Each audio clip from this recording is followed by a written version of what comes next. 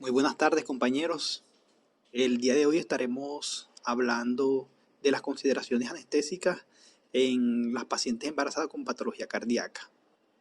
Este seminario estará supervisado por la doctora Astrid Colombo, médico anestesióloga especialista en anestesia cardiovascular.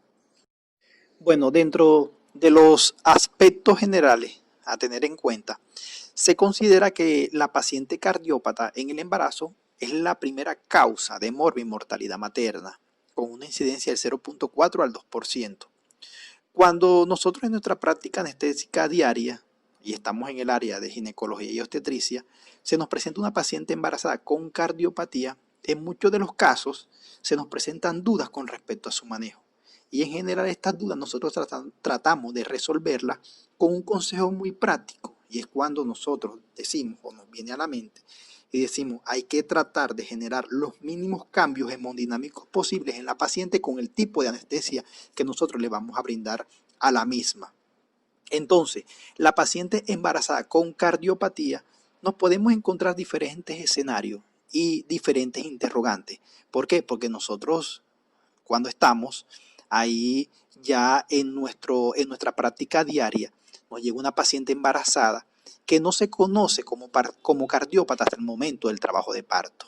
Dos, podemos encontrarnos con una paciente operada de cardiopatía con un procedimiento paliativo o correctivo. Y tres, nos podemos encontrar también ante una paciente que lleve ya su control de su cardiopatía.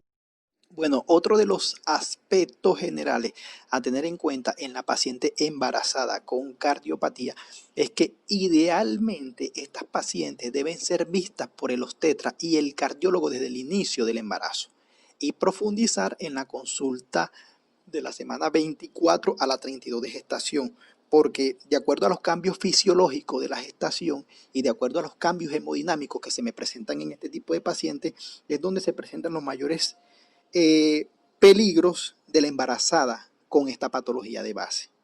Entonces, otros aspectos a tener en cuenta es que estas pacientes ya en esta semana, dentro de la 24 y la 32, ya se debe conocer el tipo de cardiopatía que padece. Además, ¿cómo está repercutiendo la clase funcional NIHA? Cuando yo me refiero a la clase funcional NIHA, este es un índice de mortalidad materna relacionada con dicha clasificación. Esta clasificación me da un estadio de esta misma patología que va desde la clase 1 hasta la clase 4, donde decimos que la clase 1 tiene una mortalidad del 0.1% y la clase 4 tiene una mortalidad del 6%. Nosotros, una paciente con clase NIHA 1 es una paciente asintomática sin limitación a la actividad física. Una paciente ya clase 4 es una paciente con disnea en reposo, insuficiencia cardíaca o angina en reposo. Además, también nosotros debemos de conocer los riesgos inherentes a la cardiopatía y plantear el tipo de analgesia y anestesia obstétrica que se le va a brindar a esta paciente ya al ir llegando a las semanas de culminar o de finalizar el embarazo. Los cambios fisiológicos de la gestación también me impactan de alguna manera, ocasionándome cambios también fisiológicos en el sistema cardiovascular durante el embarazo y a medida que este va aumentando. Nosotros podemos observar que hay aumento del volumen sanguíneo, hay una alteración del gasto cardíaco, vemos que hay alteración de la resistencia vascular sistémica, alteración de la frecuencia cardíaca y alteración de los factores de coagulación. Nosotros vemos podemos observar que el volumen sanguíneo total aumenta en un 35 a un 50% y vemos que la concentración del glóbulo rojo se incrementa solo en un 15 al 20%. Nosotros vemos que el hematocrito aumenta entre la semana 24 y 32 manteniéndose hasta el final del trabajo de parto. Vemos también alteración del gasto cardíaco, vemos que este se incrementa en un 35 al 50% hacia la semana 24 y 26, luego se mantiene estable. Además, también podemos observar que hay un mayor volumen sistólico por un mayor acortamiento de la fibra miocárdica. Es posible que también nosotros podamos observar en este tipo de pacientes cuadros bruscos de descenso del gasto cardíaco e hipotensión por efecto que hace el útero grávido sobre la vena cava y sobre la aorta. Nosotros vemos esto más que todo cuando la paciente se encuentra en decúbito supino. Mejoramos esta condición cuando ponemos a la paciente en decúbito lateral izquierdo, y de esta manera nosotros podemos mejorar la circulación úteroplacentaria, y también nosotros podemos mejorar la circulación aortocava.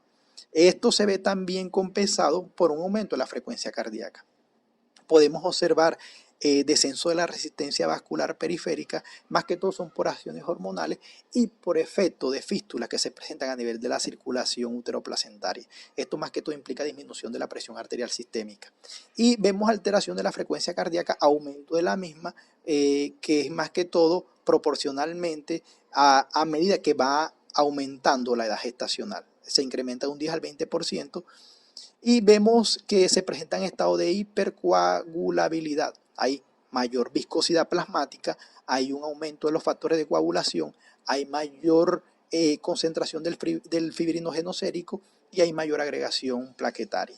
Entonces, estos son los cambios a nivel del sistema cardiovascular que nosotros tenemos que tener en cuenta para nosotros poder manejar este tipo de pacientes cardiópatas que en cualquier momento se nos pueden complicar. Bueno, dentro del manejo anestésico para este tipo de pacientes cardiópatas, ya sea que vayan a terminar el embarazo por vía baja o que vayan a terminar el embarazo por vía alta. Entonces, nosotros debemos de mantener el tratamiento ordenado por el cardiólogo de tratante de la paciente con todas las indicaciones que nos va a emitir. Y bueno, tenemos que monitorizar a esta paciente con las 5 derivaciones del EKG, monitorizarla con la presión arterial no invasiva, presión arterial de oxígeno, que es el pulso oxímetro, colocárselo para saber cuánto nos está saturando la paciente cuando está ingresando al quirófano, monitorizar la temperatura, calcular la diuresis, en algunos casos presión arterial invasiva y en algunos casos también presión venosa central.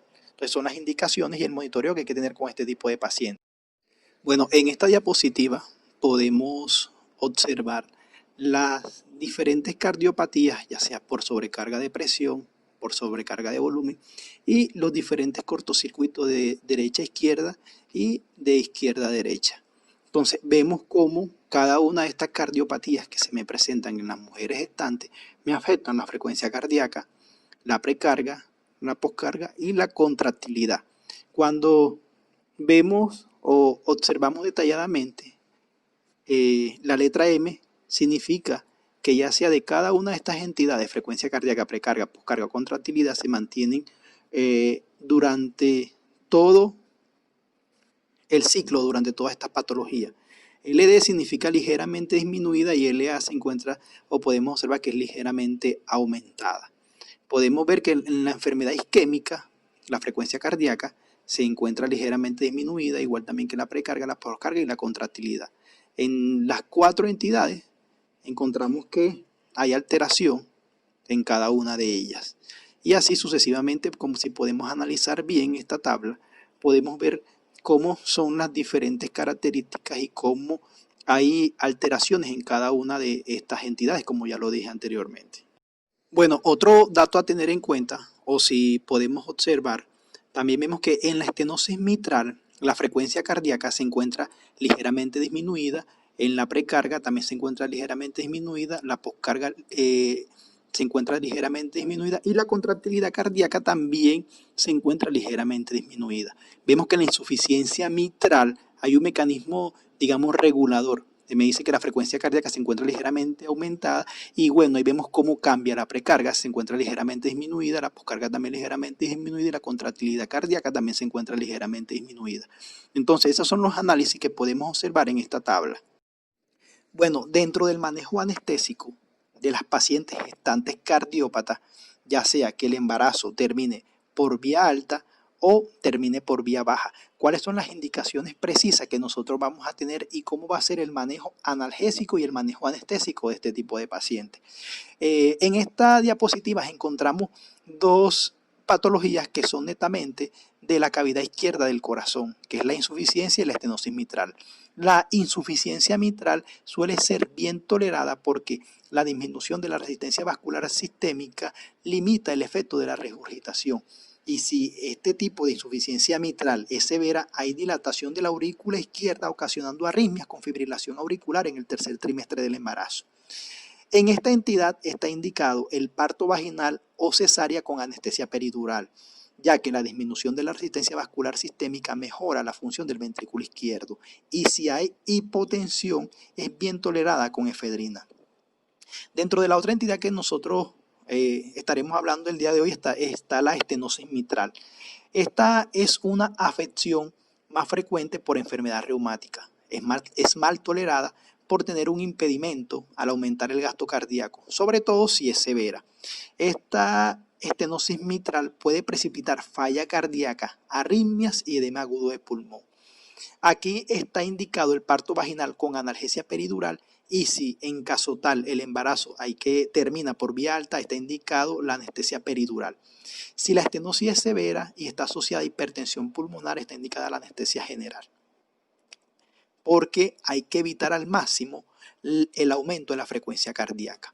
Si hay flúter auricular o si hay fibrilación auricular con respuesta ventricular rápida y el paciente se encuentra totalmente inestable, está indicada la cardioversión eléctrica. Hay que prevenir la caída brusca de la resistencia vascular sistémica, y esto lo podemos evitar con fenilefrina, ya que estos pacientes no toleran bien la sobrecarga hídrica.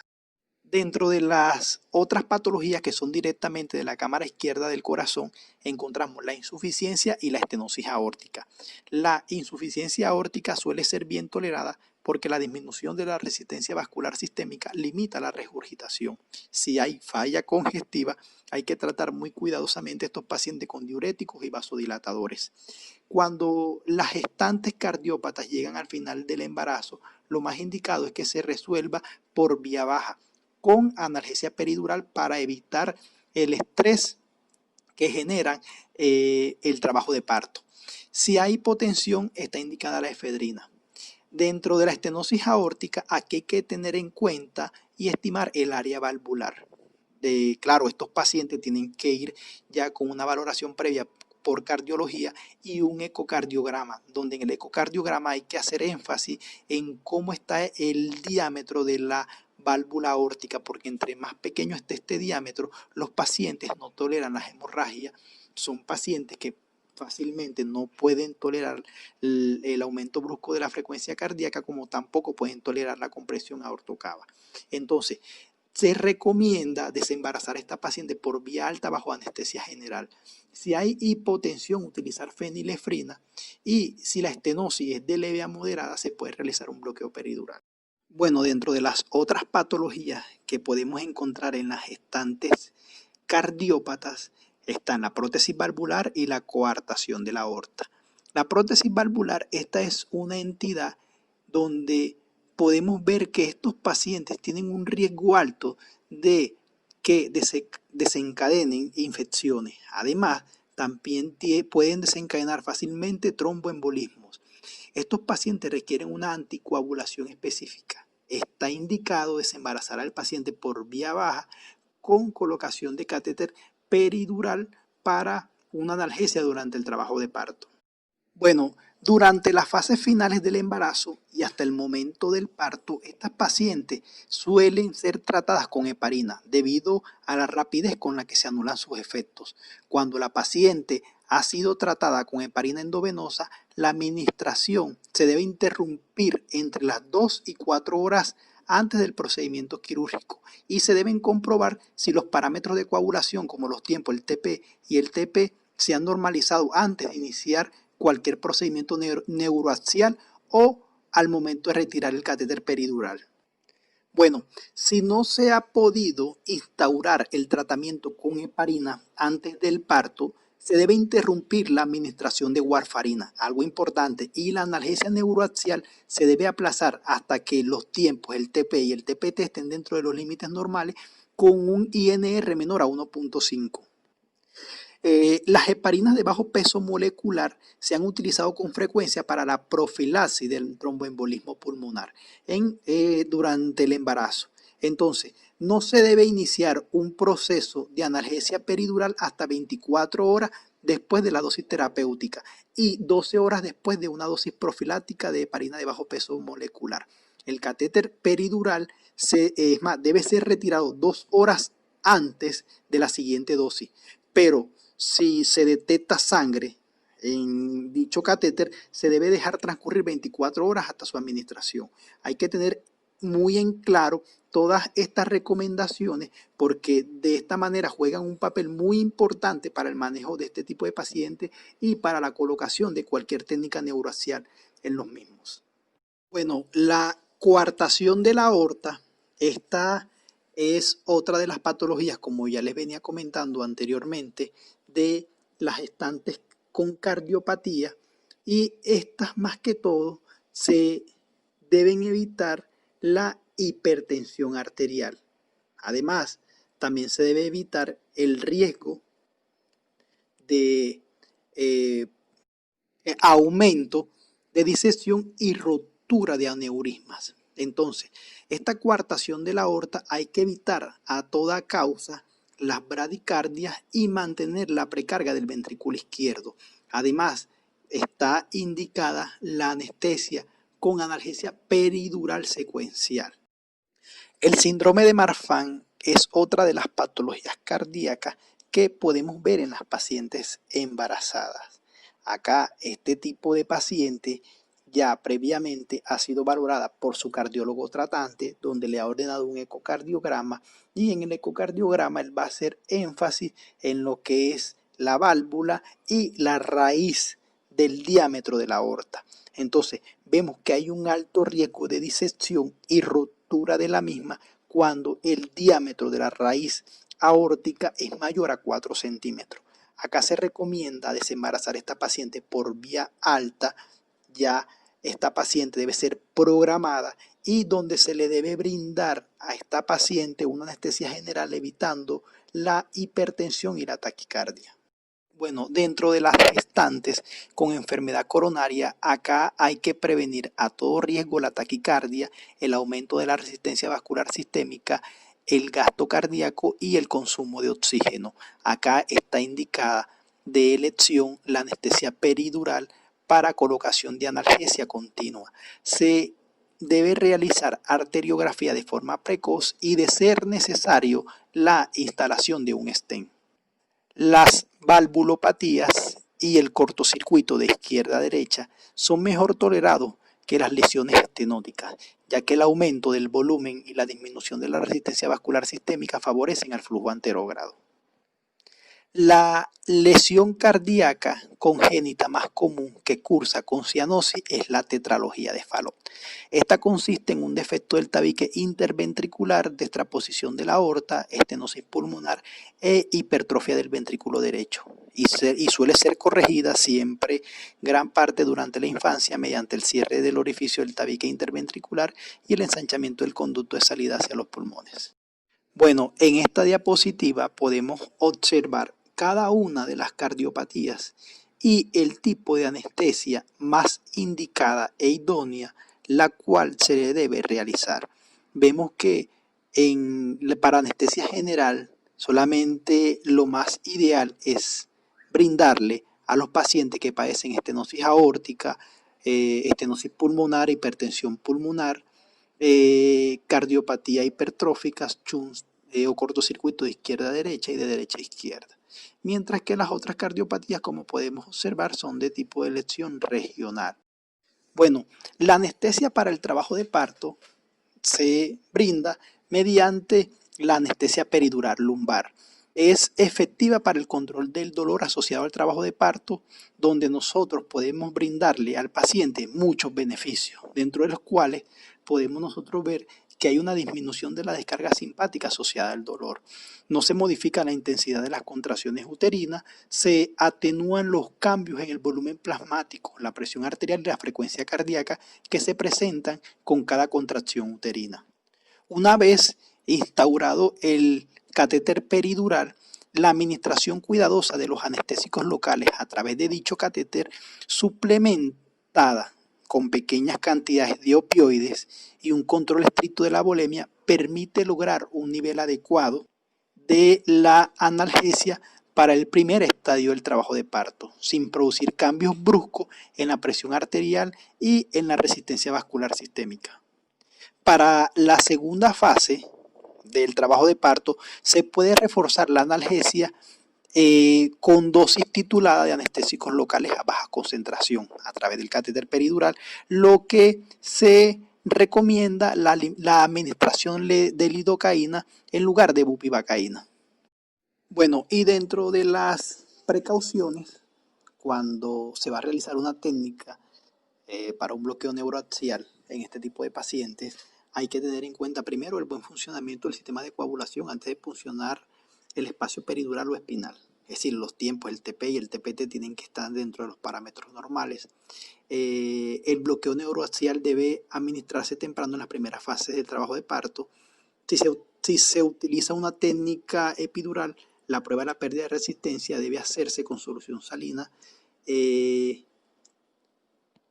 normal y no con aire, ya que la inyección epidural en pequeñas cantidades de aire puede llevar a embolización sistémica. La dosis de prueba epidural debe administrarse sin epinefrina cuando la paciente tiene alto riesgo de presentar arritmias cardíacas. Bueno, dentro de la anestesia general se decidirá realizar esta técnica cuando el estado de la paciente, la patología de fondo o situación obstétrica así lo determine. Dentro de la inducción anestésica, esta debe realizarse con toda la lentitud posible, con toda la calma. Se debe preoxigenar al paciente con oxígeno al 100% durante 3 minutos. Se debe practicar la maniobra de Selly porque toda mujer gestante se considera estómago lleno hasta que no se demuestre lo contrario. Son pacientes que han cumplido sus horas de ayuno, por ende el pH gástrico se encuentra ácido y una de las mejores formas para poder mejorar ese pH ácido es administrando bloqueadores H2 y metoclopramida para evitar la regurgitación y evitar cualquier tipo de síndrome de Mendelssohn que se nos pueda presentar en esta paciente. Dentro de los opioides, una de las alternativas, porque altas dosis de narcóticos puede evitar los cambios hemodinámicos que acompañan a la intubación y la laringoscopía.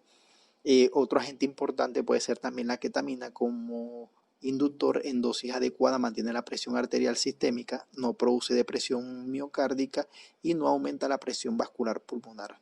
Así también evita modificaciones en la magnitud del cortocircuito de derecha a izquierda. Otro agente que podemos utilizar también es el tiopental a dosis de 2 a 4 miligramos por kilogramo de peso administrado lentamente en pacientes que no presentan alteración hemodinámica importante a dosis titulable. A esta dosis no hay efectos fetales importantes. Otro de los relajantes neuromusculares que también se pueden utilizar es el rocuronio. No produce un aumento significativo en la frecuencia cardíaca o aumentos ligeros que son de manera transitoria. Otro de los inductores que también se podrían utilizar es el propofol.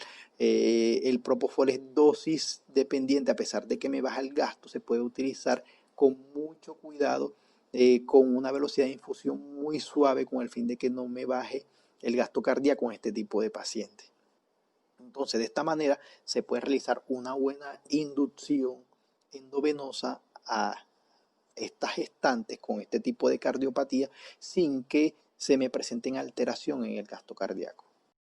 Bueno, y para concluir, podemos decir, depende de cómo vaya a terminar el embarazo en el paciente.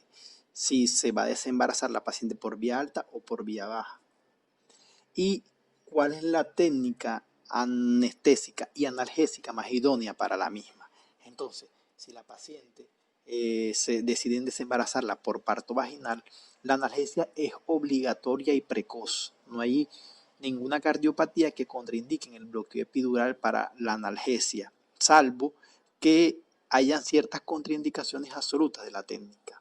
En cuanto a desembarazar la paciente por vía alta, la primera opción es el bloqueo epidural progresivo con lidocaína. Lo ideal es que el bloqueo me llegue hasta T8, está dicen los libros entre T8 y T10, con el fin de que no me haga ningún tipo de bloqueo alto por encima de T4, que es donde están las fibras cardioaceleradoras, y la anestesia espinal con un pinchazo único en las cardiopatías de moderada a grave está contraindicada. La anestesia general hay que individualizar cada paciente. Depende el estado hemodinámico en el que se encuentra la paciente en el momento de monitorizarla y uno escoge los agentes inductores anestésicos más adecuados para nosotros utilizar en este tipo de pacientes y que me vayan a ocasionar los menos cambios hemodinámicos en la misma. Entonces, de esta manera es como nosotros podemos manejar cada una de estas gestantes con cardiopatía, ya sean cardiopatías adquiridas o cardiopatías congénitas. Entonces, esto es todo lo estipulado en la charla. Espero que les haya gustado y que sea de su agrado. Muchas gracias. Hasta luego.